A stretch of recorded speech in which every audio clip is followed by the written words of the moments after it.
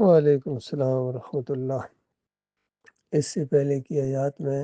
یہ بتایا جا رہا تھا کہ کافر اور مشرک قوم کہہ رہی تھی انبیاء اور ان کے ساتھیوں کے بارے میں کہ ان کو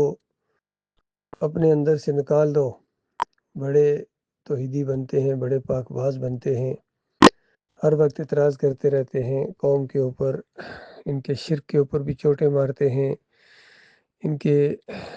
دوسرے کالے کرتوتوں کی بھی نشاندہی کرتے ہیں، ان کی فحاشی کا ذکر کرتے ہیں، ان کی بدکاریوں کا ذکر کرتے ہیں، خیانتوں کا ذکر کرتے ہیں، جھوٹ اور فریب کے اوپر، بدعہدیوں کے اوپر انگلی رکھتے ہیں۔ تو ان کو تکلیف ہوتی تھی، لہذا ان کو کہتے تھے نکال دو اپنی بستیوں کے اندر۔ تو اس کے اوپر میں نے یہ گفتگو کی تھی کہ آج بھی اگر توحید کی دعوت کسی بھی جگہ دی جائے، مکے میں دی جائے یا مدینے میں دی جائے، انڈیا میں دی جائے یا پاکستان میں یا بنگلہ دیش میں، امریکہ میں، جرمنی میں، جاپان میں، فرانس میں، انگلینڈ میں، جہاں بھی توحید کی خالص دعوت دیں گے یہی ریئیکشن آئے گا۔ یہ اس دعوت کی سنت ہے، حتیٰ کہ یہ نام نہاد مسلمانوں کے اندر بھی اگر ایمان خالص کی جب بھی بات چھیڑی جائے تو یہ اس کے مخالف ہو جائیں گے، جو اپنے آپ کو بڑا دیندار سمجھتے ہیں، کوئی بریلوی ہے، کوئی دیوبندی ہے، کوئی اہل حدیث ہے، سلفی ہے، سارے کے سارے اپنے اپنے دائرے کے اندر بند ہیں، اسلام کے اندر بند نہیں ہیں، یہ اپنے اپنے مسلکی اور فرقہ وارانہ دائروں کے اندر بند ہیں۔ حتیٰ کہ یہ توحید کے نام سے جو اٹھے تھے، ایمان خالص کی بنیاد کے اوپر یہ جو جماعت بنی تھی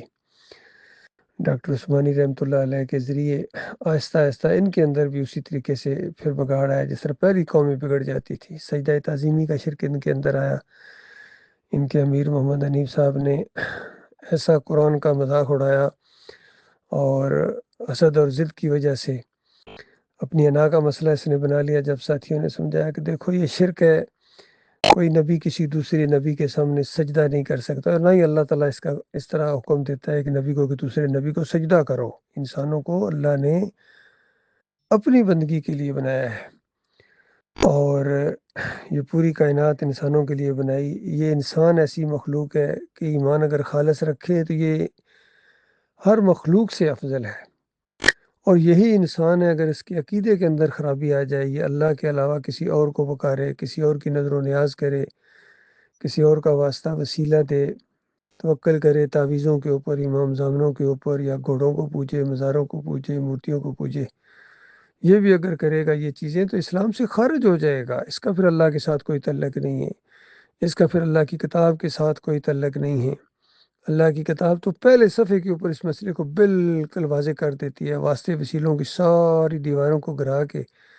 بندے کا تعلق براہ راست اپنے مالک اور خالق کے ساتھ کرتی ہے، تاکہ اس کتاب کو کھولنے سے پہلے، یعنی کتاب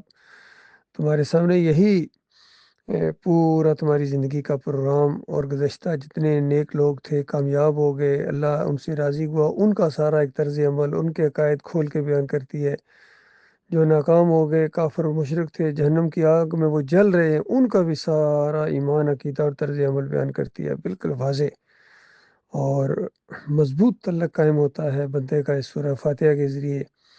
اللہ کی حمد و ثنا بیان کے، اس کی کبریائی کا ذکر کر کے، قید و پیمان کو بار بار تازہ کرتا ہے، ایاک نعبد و ایاک نستعین،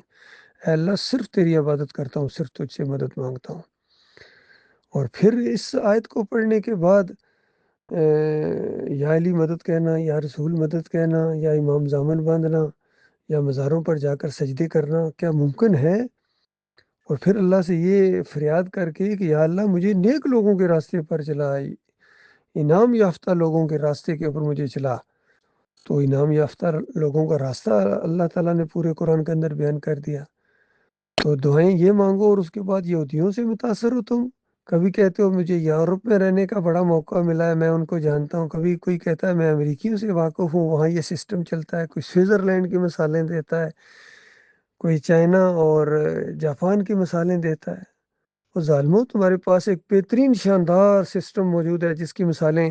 تم صرف اپنے سیاسی مقاصد حاصل کرنے کے لیے کبھی کبھی دیتے ہو۔ مجبوری ہے تمہاری نام اسلام کا لینا۔ نظام مصطفیٰ کے نام سے کوئی آیا ہے، کوئی مدینہ ریاست بنانے کے فریب دینے کے چکر میں آیا ہے، کوئی طیبہ ریاست کا ذکر کرتا ہے، کوئی کہتا ہے ہم مسلمان ہیں، ہم جناب اللہ کی فوج ہیں، یہ سارے کے سارے لشکر کفر و شرک کرنے والے یہ اللہ کی فوج ہیں یا شیطانی فوجیں ہیں؟ یہ ساری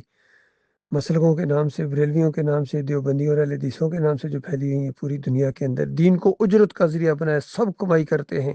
اللہ کا نام لے کر کھائیں، محمد صلی اللہ علیہ وسلم کا نام لے کر کھائیں، اذان دے کر کھائیں، امامت کرا کے کھائیں، اور پھر اسی مالک کو اس شرک کے ذریعے گالی دیں،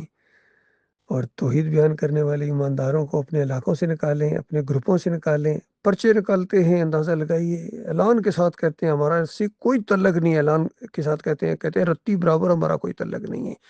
تو تمہاری باتیں لکھ لی گئی ہیں، تم چیخ چیخ کے کہو گے کہ ہم بھی مسلمان تھے، ہم بھی تمہارے ساتھی تھے، آج ان کے ساتھ کیا ہو رہا ہے۔ اس وقت پتہ چلے گا کون مومن تھا، کون ایمان خالص لے کر آیا، اور کس نے مومنوں کو آپس میں لڑا دیا، مومنوں کو آپس میں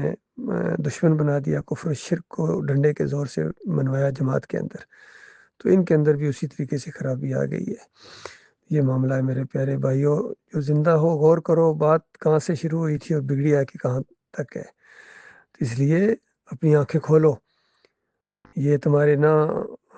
پیر بچائیں گے تمہیں، نہ تمہارے امیر بچائیں گے، نہ کوئی جماعت کا سسٹم بچائے گا، اللہ کے ہاں تو اکیلے اکیلے پیش ہونا ہے۔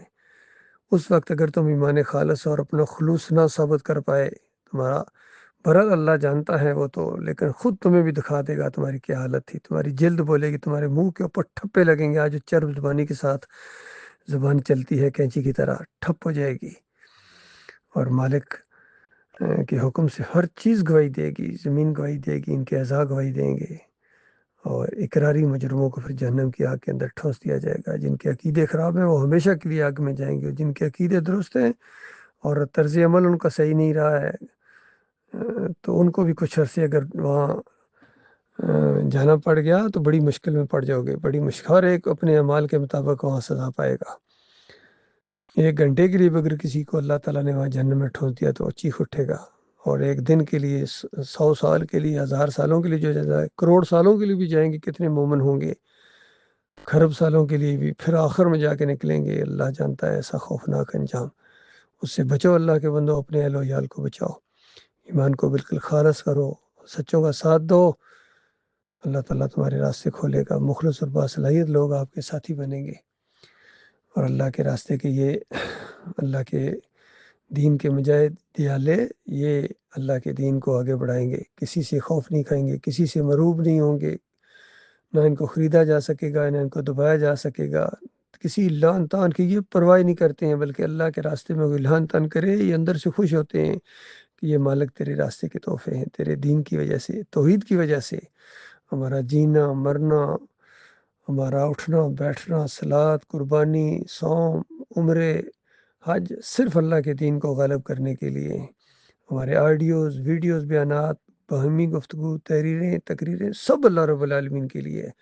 اب جس کا جی چاہے اس کا ساتھ دے، اب جس کا جی چاہے نیوٹرل بنا رہے، اور جس کا جی چاہے مخالفت کرے،